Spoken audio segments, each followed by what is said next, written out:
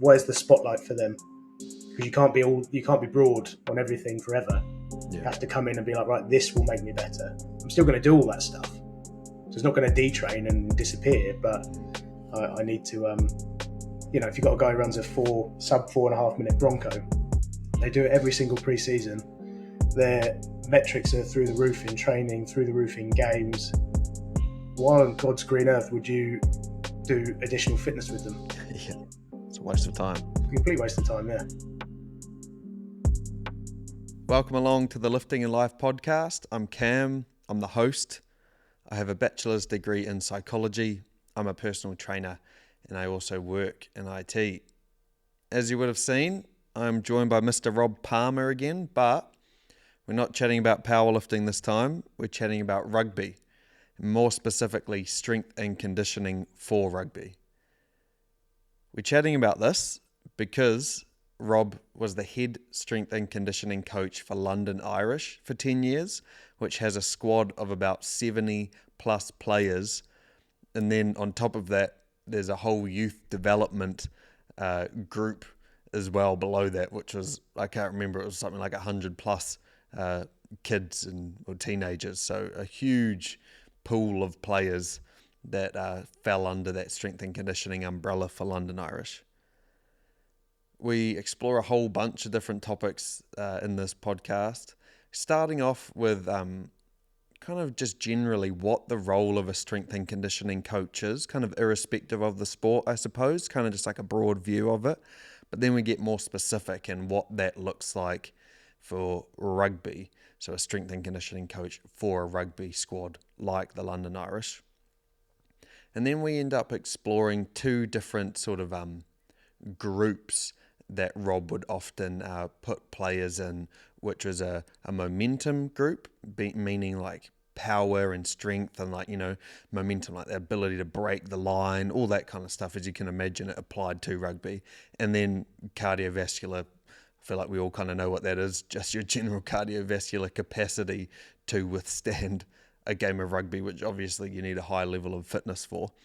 And then we also explore a whole bunch of baseline testing that they would use for those kind of groups and just to get an idea of where people are. And then from there, we delve into a whole bunch of things like nutrition, injury mitigation, and then most recent World Cup. I don't know heaps about rugby, but I feel like just being from New Zealand, you kind of, you end up playing it or you play variations of it, whether it's like touch or ripper rugby or whatever it is. And then also naturally, like the All Blacks are everywhere, so you kind of just, you get into it vicariously even.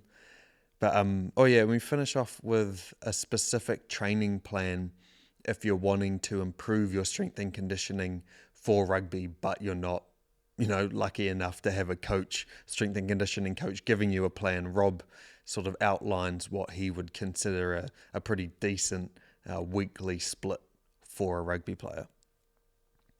As always, I appreciate you tuning into the podcast, and any support you can show goes a long way and it helps me keep getting these awesome guests on.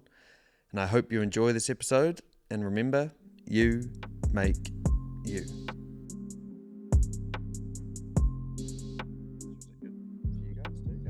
It's nice and bright and clear, but cold. It's so cold. Every time I talk to you, I'm like, I shouldn't arrange it because every time I come in here, it's absolutely freezing in here. That 9 a.m. slot every single time. yeah. And I'm like, oh my god! Like yesterday, it was lovely. I had to take my jumper off, and now I'm sitting here. By the end, I'll be like Ice Cube again. Yeah, Can you hear that? Can you hear that fan? By the way. No, I got the noise cancelling on. So, yeah. But yeah, I walked to the office this morning with my puffer jacket. It was freezing, but I have air conditioning in here, so I'm very comfortable. All right. Anyway, enough talking about the weather. That is good chat, but I think we're here to chat about something more important, and that's obviously rugby and your experience as a strength and conditioning coach. We've obviously done a couple of episodes predominantly focused on powerlifting, but given that you're a strength and conditioning coach for over 10 years, you probably know a thing or two about that as well. So it's probably... Maybe, I hope so. Yeah, well, yeah, we're going to find out, I guess. So where I thought we could start is quite broad and not even necessarily rugby specific, but could you just give us some insight into what the role of a strength and conditioning coach is in a sports team? Well, I suppose different to the role of the sort of powerlifting coach is S&C coach and technical coach and psychological support. They basically cover all the bases. Where in professional sports or rugby specifically, it's you sort of the word is wrong, but basically siloed off, aren't you? So you've got your department, which is for the rugby technical tactical. Then you've got your medical team. Then you've got your strength and conditioning team, which is like your sort of physical performance team. Then you've got a psychologist, nutritionist. So you've got specialists in every area who have to be hyper focused on that one thing. Mm-hmm. Obviously, the goal in the end is to have a team that works in that fashion as well. So a cohesive unit that works towards one goal, and you're not just thinking, physical prep was my goal, so I'll make sure all my testing is spot on, and then I'll pass it over to someone else and say, "That's not your problem. That's your problem." Now. Like a conveyor belt, just pass it on. Yeah, did my bit, so now it's your fault. That's your problem. Yeah. But yeah, so the team is very hyper specialized, and then within that team of strength, you can go two ways with the strength and conditioning team. I think you can have a group of generalists who are good at everything, but not necessarily expert in a particular topic within strength and conditioning, or you can have specialists within your team who look after very, very specific areas. So you have obviously your head of S&C, which is what I did. I sort of try and organize everybody and have a sort of the general theme of how we link it together to the rugby department. Mm-hmm. You potentially have someone who looks after speed, power, potentially someone who looks after rehabbers. You've got the academy guys who are more focused on junior, long-term athlete development, working with sort of late adolescents, adolescents and late adolescents. But yeah, and then you want those, if you go down that route of not being generalists, and you want them to be experts in that field, but they probably won't be able to help you with some of the other stuff. So you can go down two routes really. Yeah. And how many people did you have in your strength and conditioning team? We had me. So in the end, we had two senior S&C coaches alongside me who had similar years of experience. So two there, three within the academy. So someone who led the academy program, and then two sort of assistant academy S&C coaches, and then two sports scientists. Oh wow! And alongside that, but well, probably not as big as what some other clubs have. More than some, less than others. Obviously, then there's a nutritionist alongside that as well. Mm-hmm. Psychologists. They're not necessarily under my remit, but you would work very closely with them. A big team of people to help the squad. But then you look at the squad, and 70-ish contracted players, including the senior academy. So 70 there, and then the hundreds of kids before they get to 18, and you actually give them some sort of academy contract. Hundreds of kids to deliver programs for. Oh wow! So you did it for the kids as well. That's so many people. Yeah, it is. It's very, very challenging. But then you have to be able to let go of the. You have to be able to let go of the reins. You couldn't micromanage that. It would literally be impossible to micromanage it. So you have to allow people to. You have to allow people to go off and do their job. You give them a very clear goal as to like, this is what we actually want in the end. And then you say, right, you're specialist at this. You actually technically know more than I do. I just know what I want at the end. Yeah. So if you can go off and do a really good job. And then it comes back to other things. There's nothing to do with this S&C particularly, but just in terms of hiring people, you just make sure you hire really good people. Yeah. And if you hire good people, they'll work incredibly hard. They'll be dedicated. They'll buy into the club ethos. They'll go above and beyond, because that's one thing I think that I'm on a proper segue here. The one thing that I did find as I finished up in professional sports was the some of the younger S&C coaches who came through, who recently studied or were in the middle of studying, didn't seem to have the same kind of attitude towards work going above and beyond. As in, like, for me, going above and beyond in professional sports is actually the lower end of what you need to do. Yeah, it's not a 9-to-5 job. Clock in, clock out. You never think about it when you go home. You never think about it before you walk through the door. you going above and beyond is literally like that's just making you maybe level with everybody else in that league. Yeah. And then how do you get even better and better than that? And it's not necessarily about doing more work. It's just about actually being invested in trying to make the people you work with and the organization better. And that doesn't necessarily, it just means you're probably constantly thinking about how you can improve yourself, how you can improve them. And it is really it's a lifestyle job. It's not a, clock in, clock out job. Yeah, and I can imagine like you'd have to get people to buy into the why behind the club. Obviously, you winning games is the main focus, but like I'm sure there's a lot more to it in terms of like the ethos of the club and getting people to buy in and be willing to go above and beyond, because you're not going to be the best team if you just do the very least But that you can do. I suppose the thing is, yeah, the goal is to win, but no team wins every game. Mm. You all go through sort of rough patches and you lose. You go through rough seasons where you lose and you can barely get a win. But the ethos and the culture and all that stuff has to be a bit deeper than just wins and losses. Yeah. And then you can build something that potentially gets you wins and more wins than losses. And it's all about putting yourself in the frame, isn't it? At the end of a season, putting yourself in the frame to actually be in those games where anything could happen. Yeah. You know. And now, zooming it in a little bit more specifically to the strength and conditioning, what do you think the strength and conditioning component of rugby, how do you think that differs from other sports? Like, what are the key components of the strength and conditioning for rugby that sets it aside? Well, if you look back, it's an alactic aerobic sport. So you need to have be developed enough aerobically to last the duration of your time on the field, including your warm up and everything else. You're not completely exhausted by the end of it. And then you also need to have good alactic properties. So you have to be able to produce power very, very quickly and then produce it, obviously, at regular intervals through the game.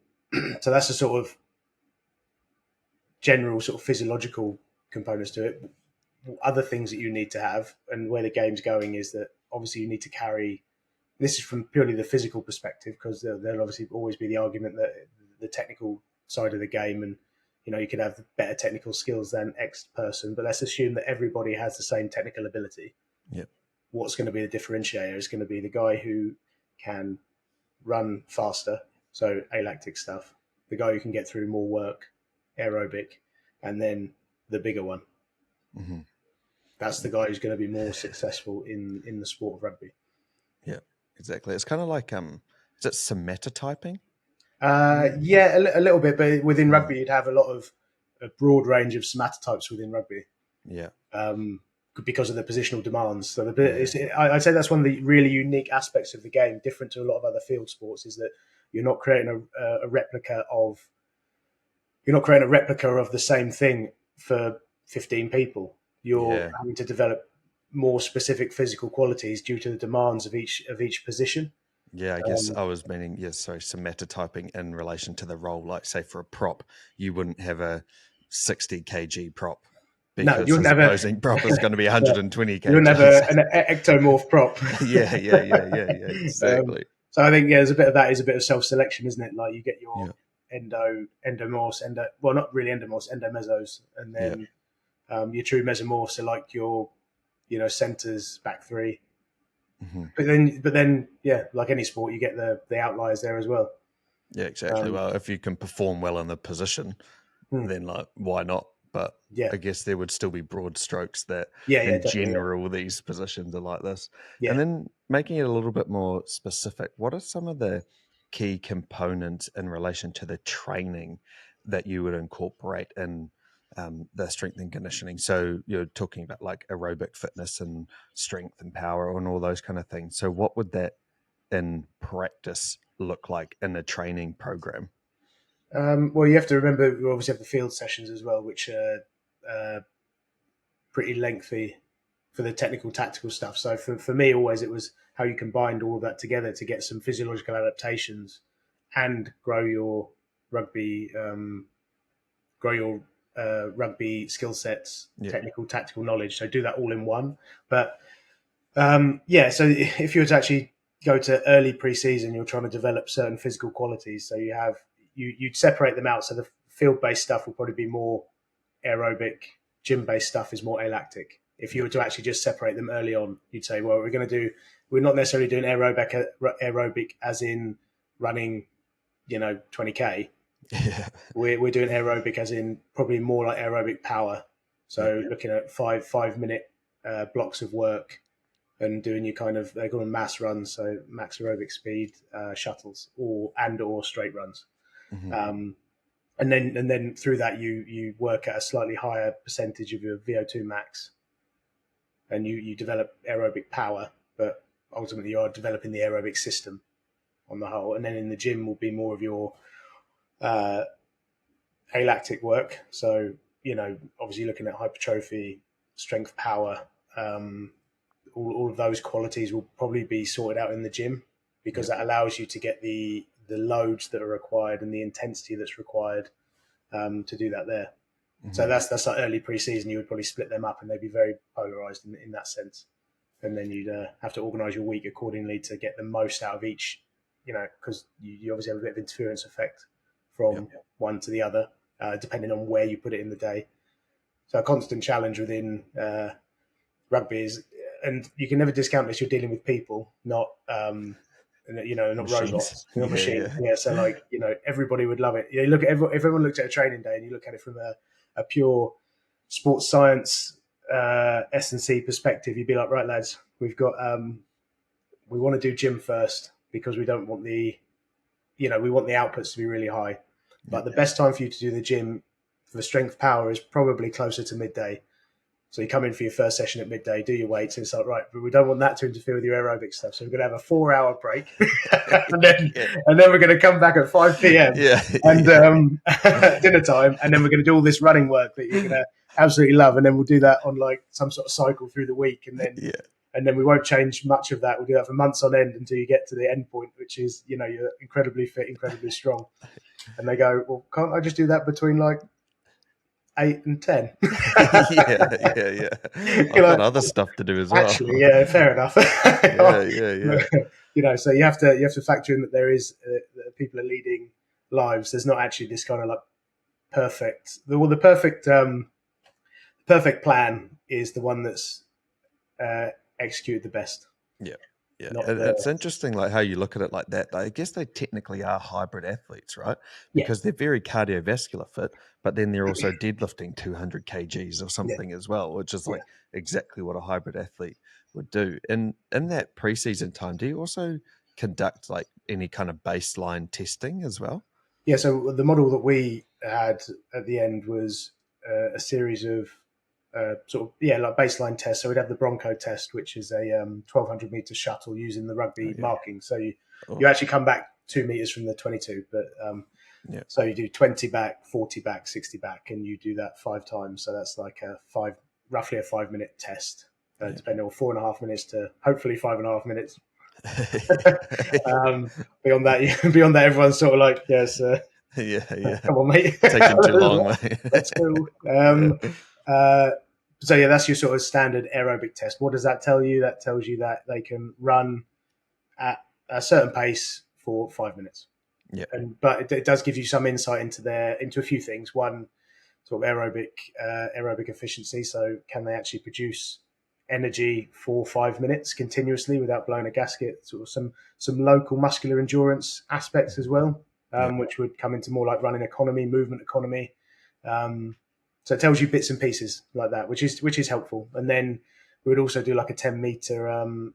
We get them on the force plate. Sorry, so they do counter movement jump, like a 10-5, which is like a repeat jump test.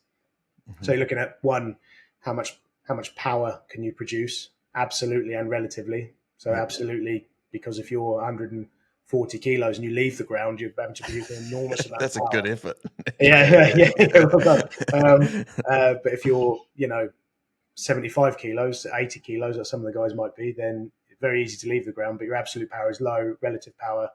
And then the relative power is like the thing that smooths it out for everyone. Yeah. Because you want everyone's relative power to be very, very high. And so you've got that, and then you've got the 10-5, which is a repeat jump test, gives you an idea of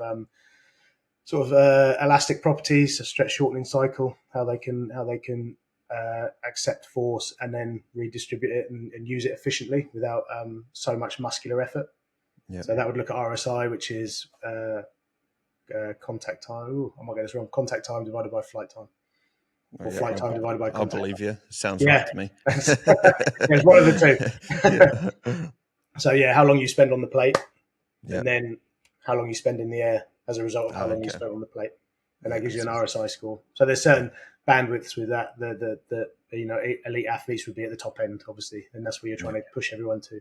So again, what does that tell you? That tells you how potentially how good they're going to be at storing and using the ground reaction forces, so how much force comes through them, and then also an injury prevention tool as well. Because if you've got terrible RSI, you're obviously using the muscle system, as in eccentric, concentric contractions, to produce force all the time. And that and you want to use the passive systems as much as possible. So you want to use tendons that can store and produce elastic energy without using the muscle system, which requires more sort of turnover of like ATP. And obviously you get an actual genuine contraction, lengthening, and then shortening of a muscle to produce force. And that's where injuries potentially come more to the fore. Oh, that's interesting. I've never heard it actually explained like that, because I know like plyometric training and spending less time on the ground, like even when you're running and stuff like that, is the way you should be doing it, and that's the good way to do it. But I've never actually heard it explained as to why. But that makes so much sense. If it's not just like an easy, almost like a reaction based thing for your body, you're actually having to actively contract every single time. You could see how that would over time overload the muscles. Yeah. I don't know if that's just how I view the problem. Yeah. Because obviously, no, like we'll get onto this later, but you get a large number of muscle injuries in rugby, and not all of them are contact related. Yeah. So they're the ones you're trying to avoid. So you end up thinking about this problem. Quite a lot, because it's one that you definitely need to get better at, not necessarily solving, but understanding. And then you can, and that's the whole thing. But I think one of the best descriptions of an S&C coach I heard was from my friend I used to work with, Andre Quinn. He's talked like the S&C coaches are like investigators. Yeah. So you're trying to investigate a problem, and you're trying to provide a solution to that problem. For so many people as well. It's not not just like a one-on-one client. But then that comes to another point about heuristics and the use of heuristics with a large group of people. You can't give everyone the ultimate individual program. You can group people together and say, right, okay, you're more in this group than you are in that group. So this is the intervention that's going to help you the most, because you can't assess every training day, everything. No. There's a certain point where you have to go, right, it is about just getting this work done, but we'll push you into the right place to do the right work. Yeah. Were there some quite common groupings that you would have using that sort of model? Not necessarily for injury. That would be more, again, we can talk about that in a little while, I guess, the injury prevention or injury mitigation stuff. But yeah, in terms of the physical profiles, so I hope this doesn't sound too, I don't lose my way a bit when I explain this, but basically when we talk about the testing, so if we actually reverse engineer rugby and start with the game, so what are the demands of the game? And if you read a research paper on demands of rugby, they're all very generic, opening paragraphs about the demands of rugby, as in like a bit like what I said, it's an alactic aerobic sport or aerobic alactic sport, whatever.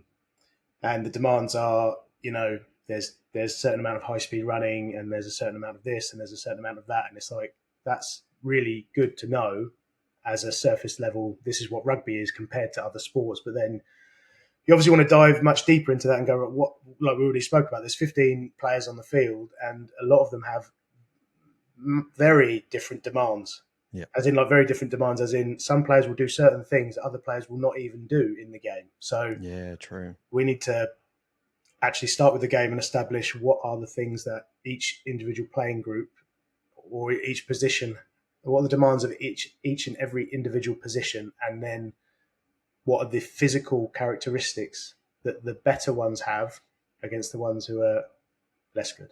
Yeah. Um, Still good, just not as Still good. good, just Yeah, less as good as them. So yeah, we would have had a project where we did some general notation stuff on the efforts in the game. So one, the amount of collision. So you have your GPS data. Sorry, start with that. You have GPS data. That tells you a lot about what they do when they're obviously moving around. So how far did they run? Or how far did they move? Then how far did they jog? Then how far did they run at a sort of relatively quick speed? And then how far did they sprint? Yep. And you can have different setups for this. You can have that as a relative setup as a relative set of data where it's based on the individual and how fast they can run and what their mass is and all the rest of it. And you've got your bandwidths there. Or you can go the other way and go, we're doing absolutes. And these are more like team metrics. So high speed is, some people use a sort of 5.5 meters per second as high speed running. Now, I personally wouldn't do that. I think that you get some people running Broncos in speeds not dissimilar to 5 meters per second. So to call that high speed running is a little bit off the mark for me. Yep. But in saying that, in certain situations, so we were very lucky again. We had like flipping 50 GPS units. Oh, and then how do they work? Do they just like clip to the t-shirt or something like that? I've got a vest. There's like a very, very snazzy sports bra. Nice. Yeah, some of them, the boys really fill them out nicely. But yeah, so you got the sports bra and there's a little pocket in the back. And then on the playing shirts, all the playing shirts now would have pockets in the playing shirt at the back. And that's what you can see in the back. That's why they have that little lump on the lump on the back. And so that's where it records from, and you get all of your motion data. There is obviously the companies are always working incredibly hard to try and solve the problem in its entirety. So like, can they put algorithms in to work with the accelerometer that could tell you what collisions happened and what the scale of the collision was in terms of G-force and all the rest of it. This may have changed, but I'm yet to be 100% convinced it is the holy grail of sort of monitoring a player. So we had GPS for how they move around on the field, and there's some other metrics in there as well that would be sort of bespoke to the London Irish program, which Ben Cousins did for us, our sports scientist, doctor, very clever guy, worth talking to. And then on the other side, we did some just very, very old school notation of the game. So tackle, clean, carry. And this isn't perfect by any stretch, but it's what we went with and what we started with and what we continued on, because we thought that having a more consistent data set trumped us tweaking it all the time and trying to be like, was it an attacking clean or, an attacking breakdown versus defensive breakdown? That's what the rugby analysts do from a technical, tactical standpoint. That's what they're looking at. How does it influence the game? We're looking at physiological output. So we need to know tackle, clean, carry, maul, scrum. So how many of those events happen in the game? And then of those events, if the collision happens here, you end up this side or this side. So let's take out all of the nuance and go, right, because ultimately the game is won and lost. This is very, very basic. Won and lost on who can move their way up and down the field most effectively. Now that could obviously be, it doesn't necessarily mean that's collisions. That could be, you could tactically kick your way into the other half. But ultimately, you put a team under pressure by getting behind them and working your way over the gain line repeatedly. So our job as S&C coaches is definitely not to teach the fly half how to kick a 50-20. It's to give all the guys around him all of the tools that they need to get over the gain line repeatedly. And as much as I would love the game to be like this, there isn't the space to avoid contact. You're talking about when you see clips of like Cheslin Colby and I don't know, some of the other guys who have this unbelievable. You're talking about the 1%ers within the 1%ers. They are phenomenal evasion athletes. The guys that can just step around everyone somehow and spin around and somehow get out of tackles. And they're like, if you find one, please, keep hold of them for as long as you can. But then, for the majority of rugby players, you're gonna come up against some an opponent and some collision event is going to happen. And we want you to be in a position where you can produce enough force to get yourself on the right side of that. Yep.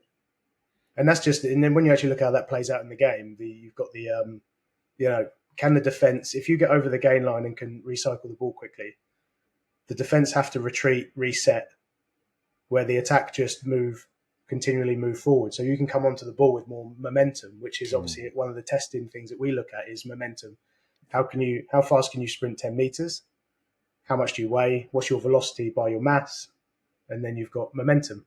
And the guys with the higher momentum, funnily enough, are the ones who are better at collision events. Yeah. And have more success in collision events. So would you, using that model, would typical groupings within a team or a squad be based on like forwards and backs, or does it get kind of more specific than that if you were to group them? We did it based on the testing data and obviously reverse engineering from the game. So you've got a group of players who, if we were to use a rule of thumb stuff, so you've got a group of players who are have enormous momentum scores, but poor Bronco scores. So we know that from a strength, power, alactic perspective, they can produce lots of force. Their momentum is really high. They're always going to get over the gain line, but they don't do it enough. Yeah. So we need to put them in here because I'll talk about the why in a second. So we want them over here because we want them to do more of this. They've got this. We want them to do more of it. Then on the converse of that is the guys in like a momentum group is what we called it. But so they have incredibly high Bronco scores and aerobic ability. They get through tons of work. All their GPS metrics are through the roof. They get through tons of work in the game, more than they ever need to, but their effectiveness is down here. Yep. So they need to bring up their effectiveness because we know they're going to get through enough work to satisfy the demand of the game. We need that work to be of a much higher quality and impact so we can keep the whole team moving forwards. And then third group is people who have a bit of both and or their position is technically a more of a technical tactical position. Yeah. So if you've got a technical tactical guy, you're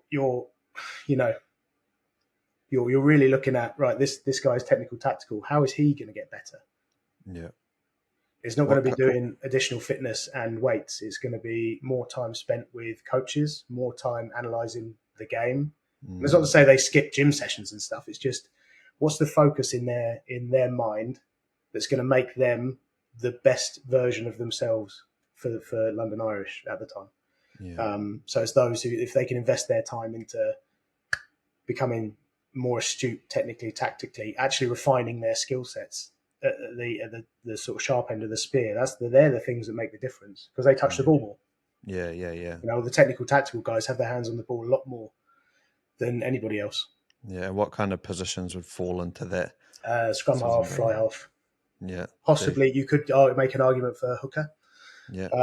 Because of the 9 times out of 10, hooker might be the sort of scrum leader. Yeah. So he has to make sort of decisions on, or at least lead that group. So there's a leadership aspect of this as well. And then they have to have good technical skills with the throw, obviously based a little bit around fitness, but they just have to be in a position they can execute a relatively technical skill set with composure. So that, and they have to understand the line out systems. Potentially one of the line out caller as well. Potentially would be in that group. Yeah, but like for generally, I'd say generally playmakers kind of thing. Yeah, playmakers essentially. Yeah. But generally speaking, the rugby, we called it rugby transfer. Again, these terms are just what came out. They're not necessarily what I stick with forevermore. But once you're done, you're like, oh, that'll do for now. Close enough. That's what it says on the tin. And then we're looking for that essentially. How do we use our S&C? How do we just make the focus correct for these guys because they've got a lot of the tools. Because I think the thing you have to understand, it doesn't mean not doing the training. It just means we're not going to be hyper critical and analytical about how you're tracking with that. We know that you actually can express all the things you need to express to be able to cope with the physical demands of the game. Yeah. And then beyond that, how do you get better? So let's shift their, where's the spotlight for them? Because you can't be broad on everything forever. You have to come in and be like, right, this will make me better. I'm still going to do all that stuff, So it's not going to detrain and disappear, but I need to, if you've got a guy who runs a sub 4.5 minute Bronco, they do it every single preseason. Their metrics are through the roof in training, through the roof in games. Why on God's green earth would you do additional fitness with them? Yeah, it's a waste of time. Complete waste of time. Yeah. So for someone like that, maybe if we could delve into either of those two camps a little bit more. So someone with a really good cardiovascular system, but who needs to increase their power and their velocity and their strength, what would a typical kind of training plan or structure look like for that group? It's very similar. It's just again, a coach's preference, as in the S&C coach that they work with. You've been set a task to, your group need to improve momentum. So they need to what physical qualities are going to improve momentum. Well, we know strength. They're probably going to be lacking in general, like limit strength. So we know there's going to be a lack of limit strength, and because there's a lack of limit strength, there's a lack of power. Yeah. And there's probably a lack of like stiffness qualities and other things like that. So that's probably where you're going to spend your time doing basic barbell work. And it's not to say they do extra anything. Mm-hmm. It's just the focus. And it's like the assumption that every single player will walk into the gym and have this sort of like laser-like focus about lifting as heavy as possible and really, going to the well. They don't. Like, it's not, again, dealing with people, not machines. So like as much as that would be amazing that they all came in, because we're on that page, aren't we? We're like, yeah, we'd love to see everyone come in and be like, this is the best session of the day. yeah. But the reality is they're not. And it's just about that. Like, can you give them the focus they need to work on the things they need to work on? And if you can relate it back to the game, helps. But yeah, so their training week would look very similar. Right. One thing they probably would do different than they did with Derek, who ran that program, and he was brilliant for that because his background was obviously sprinting, did a bit of weightlifting himself, not competition, but he would train that way. But it's very much like, right, if we're going to do this, we need to keep it simple. Mm-hmm. So basic barbell movements, and let's do, get our fives done, work down to threes, twos, work back up to fives, but very unsympathetic towards the I'm tired crowd, or I'm not really into this, or I'm getting bored. Literally go through them. So yeah, like, and that's what you need for that, because that basically is what's gonna move the dial. Is a lot of the same. And it's not to lump people all in the same boat here, but like generally speaking, the guys who were in that group weren't big on weights.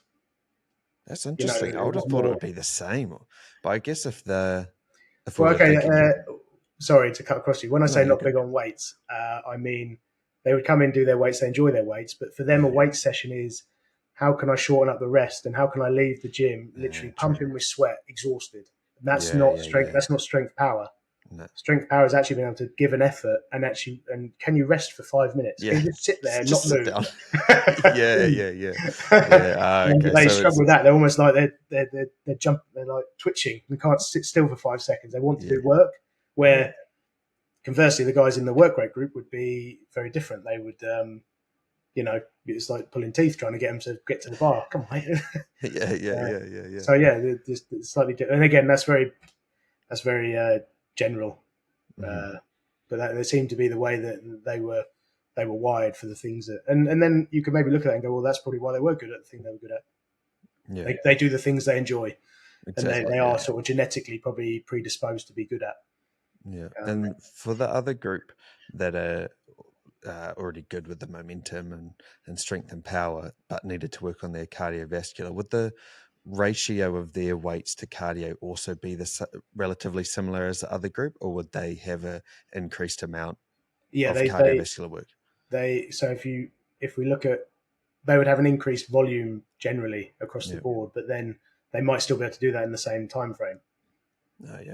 So you obviously reduce your rest periods. You get a slightly different adaptive response to the training, and then using off-feet methods within the same time period. So could they do what they were doing by the end was their weight session, which still had elements of strength power in, but then certain bits near the back end that were more, probably class them as circuit-based stuff, and then they would do some sort of anaerobic glycolytic work at the very end. So very, very high intensity, very, very low dose. And because they've already done, you factor in, it's all well and good looking at the stuff in isolation, but they've already done 90 minutes of rugby, plus extras, plus all the rest of it. So it's like, what can you get done? What energy pathway? What have you not ticked off? What's the limiting factor? So yeah, that's where we went with those guys. That was a guy called Guy Lewis who ran that. Did a bit of so his background would have been more like MMA fighting. So that they, again, I think our own biases come into this as to what we choose, but I think it was quite good for rugby players because it's like this guy, again, buy into the program. This guy used to fight people in a cage, so he clearly has been to the well. He's been to some dark places to get himself ready for that. So there's an immediate sort of trust that he gets it. Yeah. Where probably for me, they would have always thought, you don't do any of this, Rob. And I'd be like, you're absolutely right. I do not do any of this. yeah. And it seems a little bit, as much as it doesn't mean you don't know the program won't work. I do think that that buy-in to the person who delivers it is very, very important. Yeah. Like say with Derek doing the momentum group, he would lift and he'd be cleaning, he could clean 140, 150 kilos, power clean. Was a good squatter, good bencher. He's not as good as me, but he was pretty strong. I just hope he watches. He won't watch. Yeah. I mean, he's very strong, very powerful, and obviously had a sprinting background. So it's like, right, okay, you want the guy to help you with, your momentum and your strength and power. Well, he's in here in every lunchtime cleaning 140, so you might want to heed what he says. Yeah, he probably knows something. Yeah. I actually, when I was thinking about chatting to you and doing this rugby focus episode, I was actually interested to ask you about the specific movements that would be employed in that momentum group, as you call it. Were they doing a lot of Olympic lifting, or was it more simple than that? Like, what were some common movements there? Well, your basic sort of squat, hinge, push, pull, as in your sort of core movements. Big exercises that you could load up. So big multi-joint ones. So they would, traditionally do like your squats, stiff leg deadlifts, bench press, weighted chins, barbell row, all that kind of stuff. And then obviously all your any prehab stuff around that. But then, the Olympic lifting is difficult because the goal was to get them Olympic lifting. Yeah. Because then you can talk about the merits of, you could get a gym aware or something on a person on a bar, and you say squat, jump, and power clean produce the same amount of power. And it's like what you're lacking though, and I think the big thing that's lacking from the squat jump is this kind of the aggressive nature of the lift. So the really ballistic, aggressive nature of, it's a jump, and you watch people do it, and it's like it's really hard to sort of give it full noise with that lift as much as you might be producing the same amount of power. You can visibly see how much intent there is in a clean versus a loaded squat jump. Yeah. And that's what the goal would have been for getting guys to do it. Difficulty is lots of people aren't very good at them. Yeah, it's the complexity of the movement, right? So it's a sport, and that's what I always look at. People say like Olympic lifting, they talk about even powerlifting as tools to use for training, but they are sports in their own right. And the fact that they're sports in their own right means that they are, there's going to be a technical component to mastering them, or at least becoming competent enough to get what you want from them. Yeah, I guess that's true, right? Even a deadlift is arguably complex, given in comparison to like a snatch or something that's even on a whole nother level again. Yeah. Where you look at, like some of the more bodybuilding stuff, machines and all the rest of it, they are just, a lot of the time it would be just effort, wouldn't it? Yeah. It's a lot of the variables are covered for you with the structure of the machine. Yeah. And that's what they're designed for, aren't they? Designed for general use. You could be a novice and use a leg extension. Yeah, exactly. It's kind of hard to get it wrong. Yes, yeah. You could get it perfect or not so good, but you're not really going to injure yourself. Whereas if you're a novice and you try to snatch, you could do some real I think damage. you do some bit of damage, yeah. Yeah. So so the goal was to Olympic lift due to the intent and the sort of the more violent nature of the lift. Yeah. But yeah, the issue is teaching people. So there'd be a process of introducing it, teaching it. Some were very good, very quickly caught on. Others not so much. And with the clean, I think that it's the element of being able to, it's definitely more athletic than powerlifting. As in, like powerlifting is just about tension, tension, tension. How much tension can you produce to hold position and stop where you need to stop and then produce force? Where Olympic lifting has that sort of contract, relax, contract again. There's a different sequence, isn't there? So some of the guys who struggle seem to struggle with the concept of I need to be able to relax. Yeah, they're trying to like reverse curl it or something. Yeah. Trying to use every muscle rather than the right muscle. Yeah, exactly. And I just thought actually in relation to, I suppose it relates, in that momentum-based group, was there also a focus on things like flexibility and mobility as well? And that was covered within the main program. Oh, okay. So we had a system where we'd obviously meet every morning as a sort of performance group. So medical team, S&C team would meet as one, and then we'd go through each player individually and then highlight certain things. But players would have, because of those discussions, we'd know sort of roughly what players need to be able to do the things that they're doing. So there'd be sort of feedback from S&C as to how they're moving, feedback from the medical about some of the things that have been reported, and then you come up with a plan. But then we'd also have a block at the very start. At the very start of the weight session, which we called like self-calibration, which was stolen from sort of the Altis kind of training system. So self-calibration being a block of time the players have to get themselves prepared for the weights.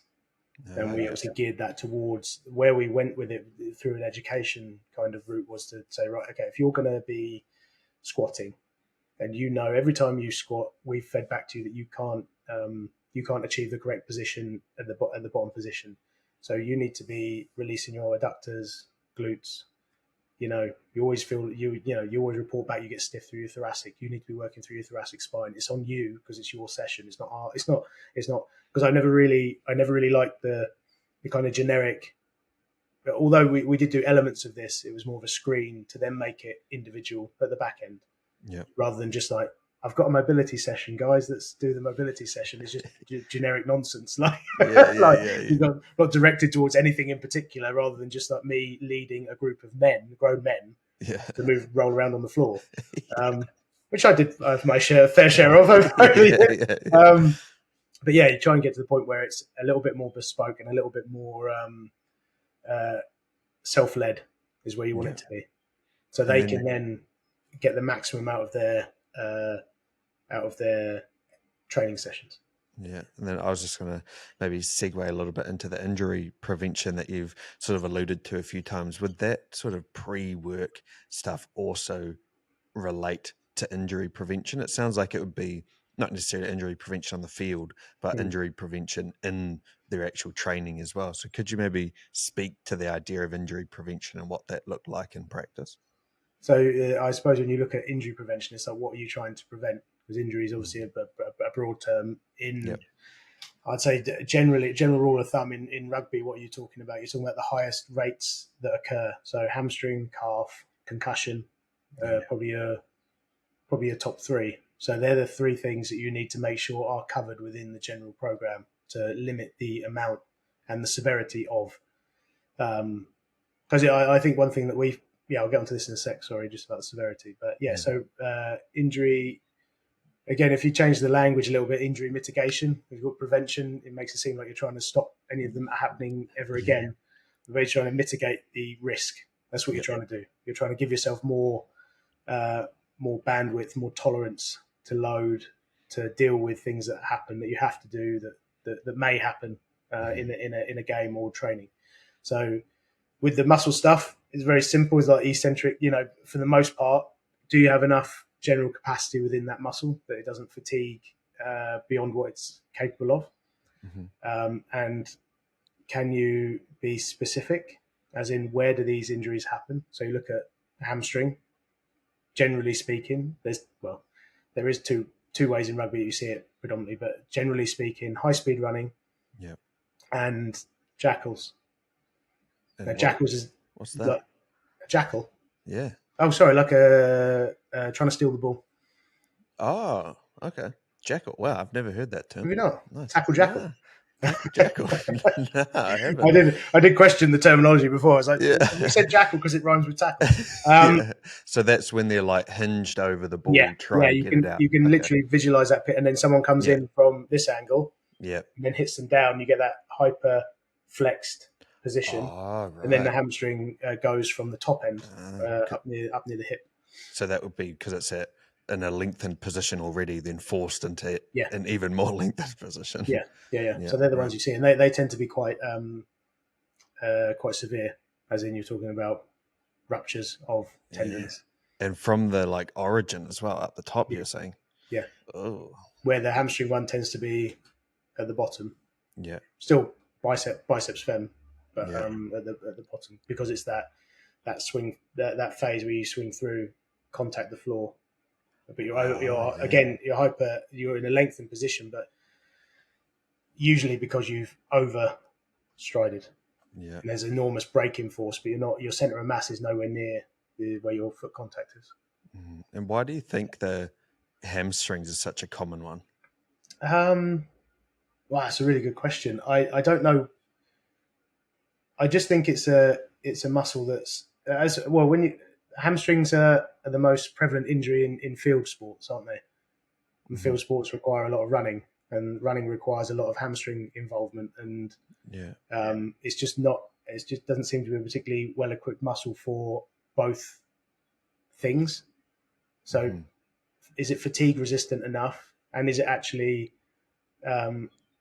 strong and robust enough to deal with the maximal end of the forces? So, can it deal with work generally, and then can it deal with the work at the very, very top end? Have you got enough eccentric strength so that, in terms of the specificity in injury mitigation, is making sure that you run fast regularly. Yeah. So you expose them to sprinting, because that's where it's going to happen. So expose them to sprinting in a graded fashion. So you increase the distance essentially. Run as fast as you can for 15 meters, and then next week it'll be 20, and then it'll be 25, and gradually increase the exposure with the minimum effective dose. Yeah. And then add in eccentric training, which obviously changes the architecture of the muscle, gives it more. Yeah. There's two ways you can look at the Nordics. Is that the Nordics give you, again, is it more of this capacity, or is it more of it's probably more close to capacity than it is to the top end, because the forces you're producing are not the forces you produce when you sprint. So is it probably closer to the capacity model rather than the absolute force and load model? Yeah, I do see a lot of rugby players. So, like, I follow the All Blacks or whatever. I see them doing a lot of Nordics. Yeah, and that like explains why. Yeah, and it's just obviously there's famous studies from back in the day. I think it must have been from Scandinavian countries, but the Nordic curl and then injury rates. So that's where the sort of famous study is, that they did Nordic curls and then injury rates went down rapidly. Right. Is that why it's called a Nordic curl? I think so. I can't. Yeah, I think exactly why. Yeah, I can't remember who the author was of the study, but I remember it's quite famous. The original one, and then obviously people have gone with that and ran with it, and then you get the classic, like people saying no one needs to do Nordics, and then people who are all over Nordics. It's just like the truth is in the middle somewhere. Yeah, they don't solve. No one is saying that Nordics solve everything to do with hamstrings. But you can't argue that they're not a key component of mitigating the risk of injury. And the cost, if you do them right, the cost is very, very low. Yeah. And you can probably get away with doing one set of 3 a week. Yeah, and I was going to say it's not going to have any negative impact. No. You can't argue that it would have a negative. Yeah. Surely it's only net positive. Yeah. You could do a set in 90 seconds, have the whole thing done. Yeah. So it's not. What's the issue? Yeah. And what were the other ones? There was a hamstring. And you said concussion, and there was calf one. Yeah. So calf is again where we talk about hamstring, and we're talking about capacity and the sort of eccentric overload. Calf is a bit different in that it's probably due to more of the collision based stuff rather than the running. Okay. So where you get, like I said, if they're good runners, you have good stretch shortening cycle, so you use your calf really efficiently. It's when you plod around the field and obviously go into contact situations, then there's more eccentric, concentric, actual muscle actions there, which is very, very intensive on the calf. Yeah. Again, then you look at props and you look at the positions and locks and all the rest. And so this one is very much make sure that your calf is very, very, very strong. Yeah. And would that be like obviously there's calf raises and stuff like that, but would there be a lot of like static hold work as well that you would do for the calves? You do isometrics, yeah. You do a series of isometrics. You'd say, again, depends what adaptations you're after. So generally you probably go through range, because that's where they seem to be happening through a sort of sequence of eccentric, concentric, lengthening, shortening, and then they fail at doing that rather than the isometric stuff. But the isometric stuff is useful because, like any sport, you get patella, Achilles, tendinopathies, relatively frequent. You get, again, reasons why are numerous. Change of surface, can't control that all the time. General load you try and control, but you can't ultimately control everything. So you get these sort of flare-ups of tendons, and then isometrics are brilliant for tendons. Yeah, I was thinking about positions like in a scrum, or even if you had a breakdown and you're pushing forward, like you're almost holding that same position, but you're up like on your toes, so it's a lot on. I suppose it's like the basketball analogy, isn't it? So basketball players will jump X number of times in a game and in training. So is your training going to be really intensive on jumps? Probably no, because they do loads of jumps already. So you're probably not going to do 200 reps. Yeah. How many more do they need? And then you look at that calf stuff. So if they're scrummaging twice a week, or maybe 3 times a week, one of them's a game, their exposure is already incredibly high for isometric, quasi-isometric contractions. So you have to be very, very clear on what you're trying to get adaptations in, what you're trying to mitigate if it's injury, what you're trying to change if it's performance, and if it's needed. Yeah. So they're the sort of some of the variables with that. Yeah. And then the concussion is the last of the sort of big 3 injuries. But how do you prevent that? Do they just smack their head on the wall like do a 10 bit times of that, No, don't say that. You have to cut that bit out. I'm not prescribing that. Trigger warning.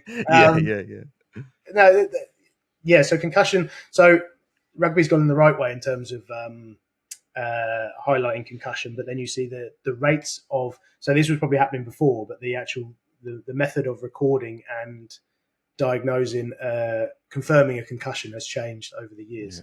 So the rates have risen dramatically because of the systems in place to catch it. Now, obviously, that's not to say it's gone from like this and they're going up the game and it's going up. It's probably always been, because I would have worked with lots of players who were concussed, and it was, I saw less at the back end of people getting concussions that were as severe as the ones that I saw earlier in my career. Where people couldn't leave, they couldn't leave dark rooms, couldn't spend time with their families. They just lived so far down that hole. But that's probably because of the lack of process in place to protect them, and and then they would continue training, continue playing. It was just very different. And now they get protected very, very early in the game. They get removed from the game very, very early. So you don't get that kind of reporting of players who play a game, take a head knock. Are you okay? Yeah, I'm okay. Squirt a bit of water in their face, and then and then they continue playing. And then you talk to them afterwards, and they're like, "I do not remember anything of the game. Nothing." Fuck. But they had a stormer. Yeah. Well, you did well. You don't. Yeah. So it's changed a lot for the better. So in terms of mitigating concussion, there was early research that said that neck strengthening didn't help, and now there's research that says neck strengthening does help. And it makes sense, I suppose, when you look at if you go off the model of concussion is your brain is basically rattling around in your head. So if you can limit the amount of sort of whiplash events that you have. So, and again, when they talk about the, I can't remember what it was actually. Basically, to do with who's at more risk. I think the tackler is at more risk of getting concussed than the carrier. Yeah. I guess they're more. Yeah. I guess that does make sense. Yeah. Yeah, and the tackle height stuff again, none of it's perfect, but it does need to be in there to protect the players and have so they can have the longevity within the game, but then also health beyond the game. Yeah. And this is obviously a bit of a segue as well, but the narrative needs to change about rugby generally in terms of people enjoy the sport, people enjoy playing the sport. Professionals obviously make a living out of playing the sport and enjoy doing it, but there's not there. You have to be very careful about what you turn it into. Do everything you can to protect the players, but let's not go down the road of rugby is so dangerous for anyone who ever does it. It's the most dangerous thing they've ever done. Some people absolutely love it and they're more than willing to take the risk. Yeah. And you could compare it to like you were talking about like MMA fighting and stuff like that. Well, yeah, like, boxing doesn't yeah. heat. I'm like, Yeah, no, exactly. literally punching each other. Yeah, and I feel like the head knock and the tackle height. It was quite interesting watching the most recent World Cup. I felt like that was an area of contention Yeah. quite a few times, especially in the final where there's like, and then they're questioning the intent. You know, his arm went into his head, and Yeah. then they like go back to the TMO and slow it down. And Yeah. I get it. Like you need to keep the players safe, but then even from a spectator's point of view, you're just like, oh man, like are they seriously going to give you like a yellow card for that? Like there was no intent behind it, Yeah. or he should have bent down more. He's like, well, we had 2 seconds to turn around and tackle the guy. Yeah. I think that might have been Sam Kane's yellow card. He got red card. Yeah, red card. Yeah, because he turned around and there was a guy there, and Yeah. So yeah. Yeah. There's lots of things tough for the referees, in fairness, because it's like if you went off the rule book, then you have to do it. And I think that the referees have a tough job with that one to go like, right, it's actually just the rules. But the one thing I would say though is that you look at when I earlier in my career, if someone got a red card because it didn't happen as often. If someone got a red card, that's it. You're like, that's game over. We cannot win this game. Yeah. And I saw it more and more as the game. And again, that's sort of a psychological thing, isn't it? Within the playing group, is that you can win games with 14 men. Yeah. You don't need 15 men to win the game. You need to. Again, it goes back to. I found that really, really interesting. And I don't know whether there's psychology within that, as in like the playing group themselves, they become a bit more focused on what they need to do. Yeah. And obviously play a slightly different game that gives them better chances to win, whether there's impact from the referee. Yeah. In terms of his psychology and his or her psychology and how they referee the game. Because they know they've given someone a red card and they know that it was by the letter of the law, it's a red card now. Right, in that sense, they've also got common sense and they're like, I know there wasn't actually a great deal of intent. I know the circumstances he was under. I know it feels like it's probably a little bit unfair. Yeah. So I referee the game slightly differently. Yeah. Well, and you saw it like going back to the most recent World Cup again. Like, there's so many yellow cards and a few red cards as well. And it's interesting to see that teams. It's almost like they just filled that position somehow, even though they only had 14 people. Yeah. And you wonder if they like train for that scenario as well. If this person, I don't know, maybe that's too many scenarios to try and cover. Yeah, I think when you go into the practice of training, you're like, we need to do scenario training, and it just isn't enough time. Yeah, there's so much to get through anyway. Because you look at the game. So the game has, I'd say there's 50 to 60 starter plays in a game. So you get half, they get half. So you've got to practice 30 something, say, in the week to cover all your bases. And then you've got all the extra stuff that you want to do, may get the opportunity to, may not. So all the things that you could and would try. So let's say you've got your 50 things that you need to practice through the week. Then you also want to practice playing without certain personnel who you don't know who's going to leave the field. You don't know who it might be. So you're just going to gamble and say, you come out for a bit and we'll see how this runs. Yeah. But then you've lost. Not enough time. Yeah, it's just not enough time. Yeah. So you basically go, most of the time you go with let's assume we're going to have 15 on the field. And if we get to 14, we'll obviously, it's more for the coaches to move the pieces around the board. Yeah. And it really is there's so much context with that one. Who gets, because some people you lose and you're like, impact, Not so much. But Like if you lose like a halfback or something, that could like potentially change the game a lot. you lose your line out caller. Yeah. Do you need to then bring on your sub lock because he's the other proper line out caller? But then you've got to lose someone else from the so many scenarios. They're like endless scenarios with that one, especially with so many players and such a complex game. Eh? Yeah. Yeah.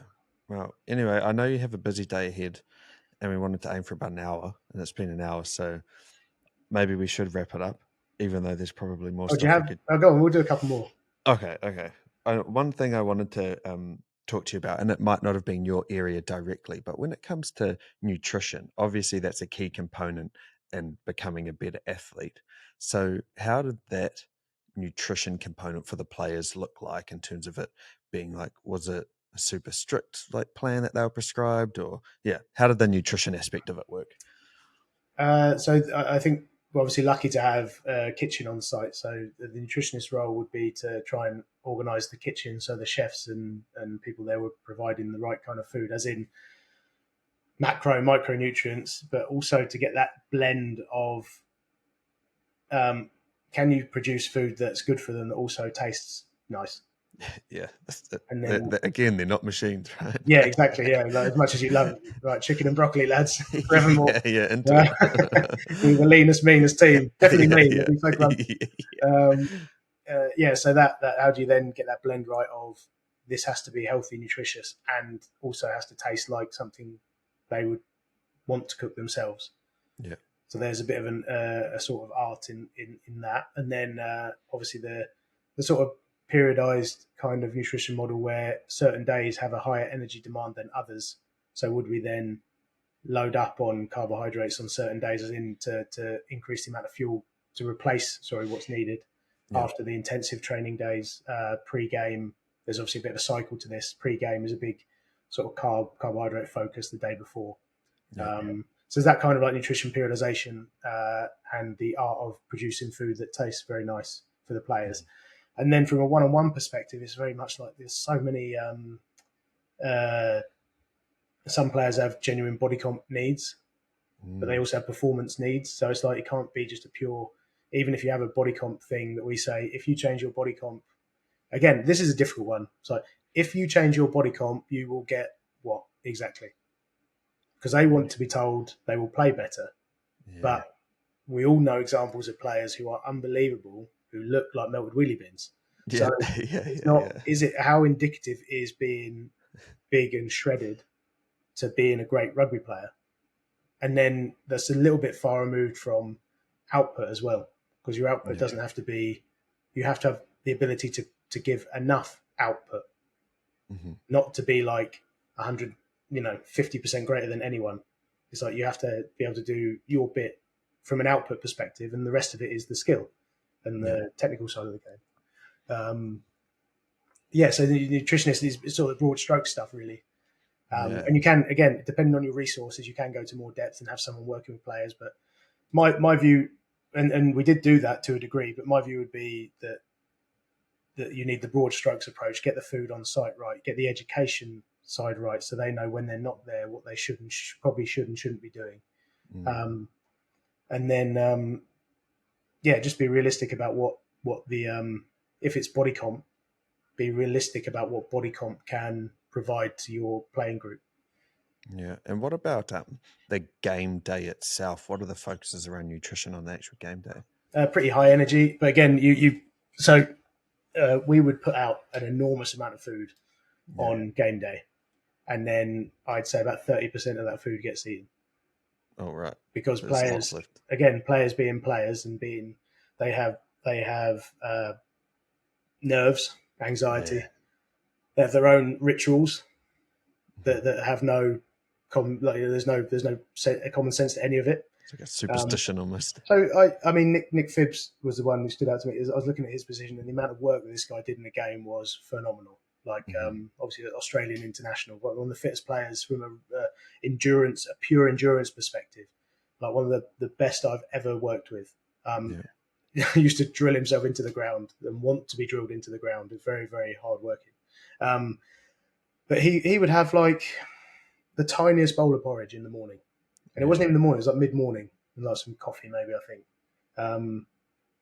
But like would eat nothing on the game day. You obviously eat a fair bit the day before, but that was like a little bit of like, I just don't want to feel heavy. I don't want to feel full.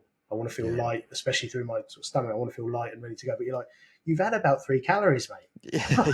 Help me out. And like, it's almost like the theory doesn't align with it, but if it works and it puts them into a better mental space as well, like, can you argue that having 500 more calories is going to benefit more? Probably not, if his psychological state is a lot more, primed and ready. Yeah, and like, and then you look at it and you go, well, how much more output do we need from this guy? Yeah, like we don't. Like, we just need him to play. Now we just need him to be able to play his game really well. Yeah. So there's guys like that, and the game day is very. And then another funny story is like Max Laheath, who plays at Bristol now. When he was at Irish, he's a freak of nature, but like he's also a pig. So he would eat, and because there's free food, and he would have only been at that time, would have been, I don't know, 21 or something.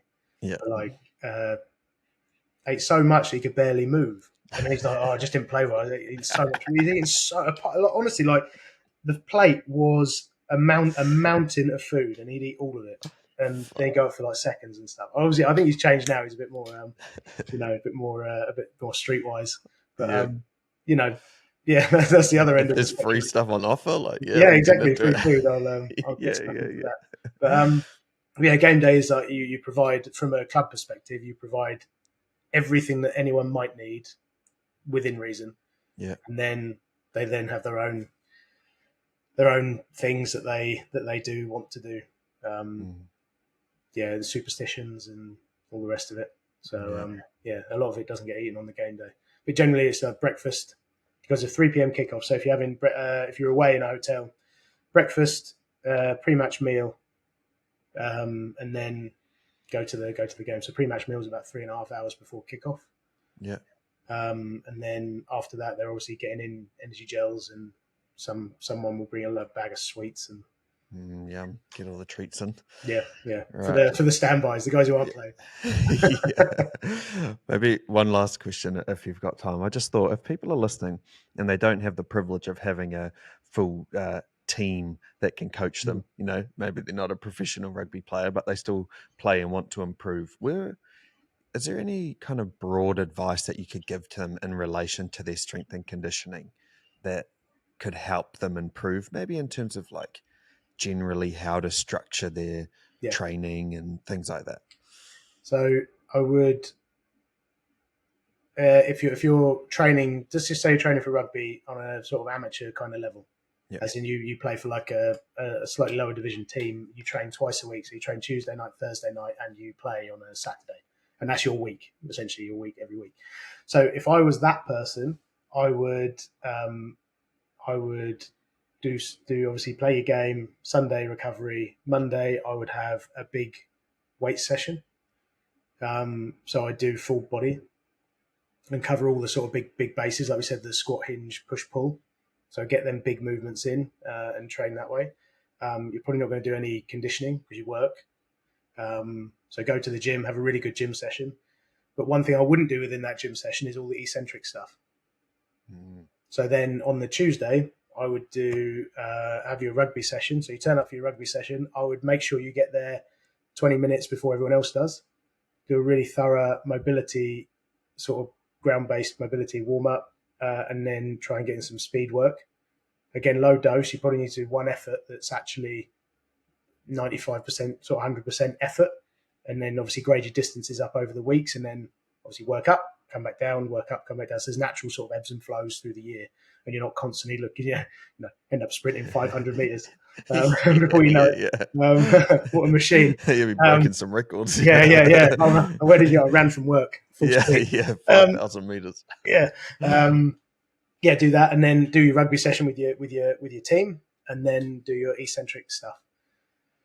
The other thing I would potentially add into that day is some aerobic power conditioning, depending on how your training is structured. The training sessions you do may be all small-sided games, and that's how your club trains. And it's like you definitely don't need to be doing conditioning after small soda games. You'll be absolutely gassed. Yep. If it's more, we're going through the menu, and we're going to do starter play, and that's literally like 2 hours of starter plays.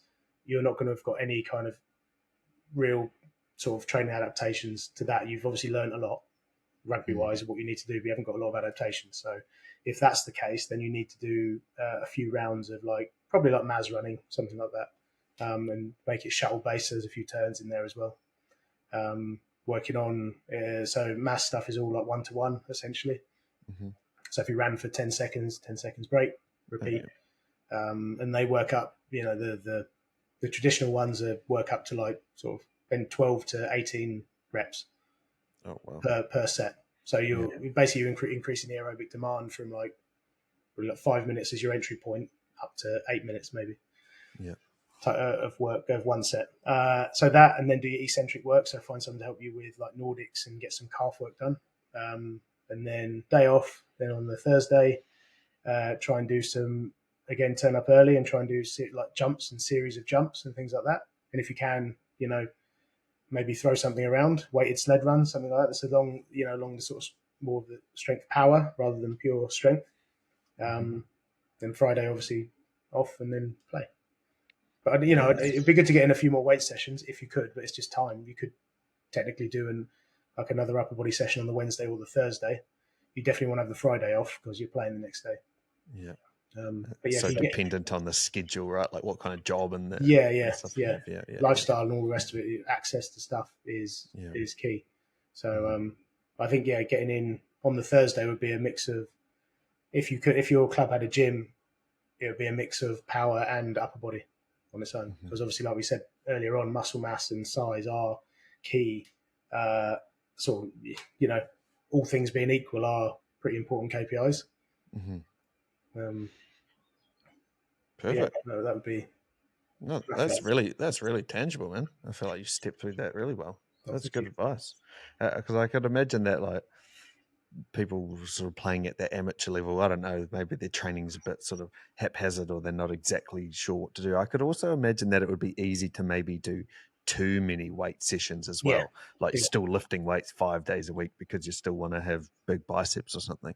I think that would be the main thing. It'd be, I go to the gym 4 times a week and I play at the weekends, but I do 4 upper body sessions a week. Yeah. And a little bit of leg press. Yeah, exactly. But, you actually want it to be, if you want it to be an athletic development kind of program, it's prioritizing the right things. So, squat, hinge, push, pull. If you got good at squat, hinge, push, pull, you covered pretty much everything in terms of athletic development. Yeah. All right. I think I should probably let you go now. I know you're under a little bit of time pressure today. As usual, I know most of your content is geared towards powerlifting, given that you're a powerlifting coach and a powerlifting competitor yourself. But if people did want to find you, where's the best place for people to find you? Just the same sort of Twitter, Instagram handle, obviously the website as well. So 9for9strength.com, and then at 9for9strength on Instagram. If anyone has any questions regarding rugby training, obviously, very, very keen to answer those as well. Quite interesting. Yeah. Absolutely, man. Oh, well, thanks heaps for your time once again. No worries, absolute pleasure. Yeah, cool. I'll speak to you soon. Good.